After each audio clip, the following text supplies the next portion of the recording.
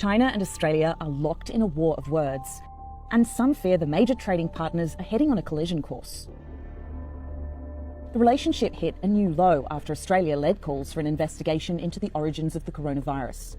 中方已经多次就澳方推动搞所谓疫情独立国际审议阐明立场，我们坚决反对对疫情进行政治操弄。事实证明，这种做法不合时宜，不得人心，是不会得逞的。 Hu Xijin, editor of the state-run Global Times, referred to Australia as a bit like chewing gum stuck on the sole of China's shoes. Sometimes you have to find a stone to rub it off. Then the rhetoric turned into trade threats. The Chinese ambassador to Australia called for a boycott of Australian products and universities. And the Chinese government announced it would ban some major Australian meat exporters and impose hefty tariffs on Australian barley imports. Are these retaliatory moves for instigating the coronavirus probe? Beijing says no, but the timing of it is raising eyebrows in Canberra. It's been an ongoing issue between our two countries, and we have seen the level of trade of barley into China fall from 1.7 billion down to 600 million.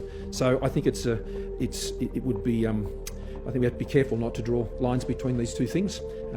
We would expect and hope that this issue will be determined on its merits. The reality is there's plenty at stake for both sides, who are economically bound. China makes up about 30% of Australia's trade revenue, and China sources its iron ore from down under. But its ability to navigate its trading interests is being put to the ultimate test by its allegiance to long-time security ally Washington.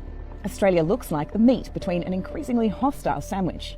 US Secretary of State Mike Pompeo has this warning for Australia over its potential Belt and Road deal with China. We will simply disconnect. We will simply separate. While one Chinese state media report said, once Australia is regarded as a supporter of the US in a new Cold War, China-Australia economic ties will inevitably suffer a fatal blow. Australia and the US have shown a united front against China on a number of issues, including Chinese military expansion in the South China Sea, the exclusion of tech giant Huawei from its 5G networks, and condemnation of alleged human rights abuses. China sees Australia's front-running of the coronavirus probe as another example of its ideological prejudice in favour of the US, and claims the inquiry is being engineered by Washington. But anti-Chinese sentiment in Australia has been brewing for some time, even manifesting in racist attacks on campus. Australia claims that Beijing is meddling in its domestic affairs through political donations and influencing universities. Then there's the curious case of Wang Liqiang, who told Australian media he had been operating as a spy for Beijing.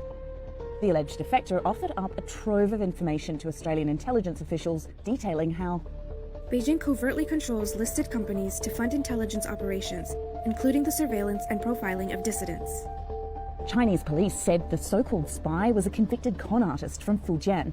A swindler or a spy, Wang Liqiang's claims added to a growing tide of distrust on both sides.